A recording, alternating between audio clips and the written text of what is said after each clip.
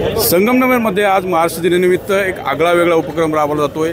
समतेची मिसळ या नावानं सर्व धर्मियांसाठी आज मिसळचं आयोजन करण्यात आलेलं आहे आणि मोठ्या प्रमाणात नागरिक देखील सहभागी झालेले आहेत। माजी मंत्री आणि काँग्रेसचे ज्येष्ठ नेते बाळासाहेब थोरात हे देखील या समता मिसळ पार्टीमध्ये सहभागी झालेले आहेत। खरं तर समता मिसळ हा जी संकल्पना जी आहे संगमनेरकर राबवत आहेत, काय त्याचा उद्देश आहे? समतेची मिसळ ही संकल्पना अशी आहे की हे जे काही बनवलेलं आहे हे सर्व जाती धर्माच्या लोकांनी एकत्र केलं। हा गोपाळकाला आहे, थोडक्यात सगळ्यांनी एकत्र आणलं आणि एकत्र खाल्लं, एवढंच ही कल्पना आहे की जाती धर्म हे आपल्या समाजात विद्वेष पसरवणारे नसले पाहिजे, तर ते मैत्रीपूर्ण असले, बंधुत्वाचं वातावरण असलं पाहिजे।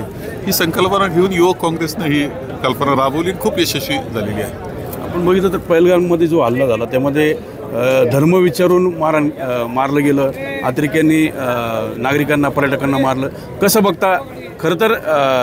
खरं बघितलं तर जो जातीयवाद आहे तो तेढ निर्माण करणारा वाद जो आहे तो त्यांचे हेतू तर तसे असणारच आहे। ते त्यांना देशामध्ये अराजक करायचं आहे, त्यांना वाद लावायचे, त्यांना भेद निर्माण करून दंगली चालल्या पाहिजे असं पाहायचं।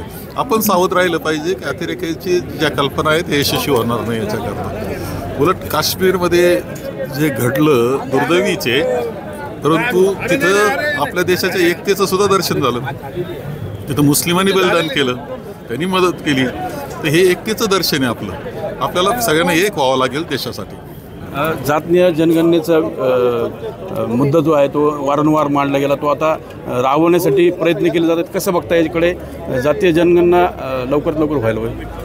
नाही, याच्यामध्ये तर जातीय जनगणनेची कल्पना राहुलजींनीच मांडली, आग्रह त्यांनी धरला, ती मान्य झालेली आहे।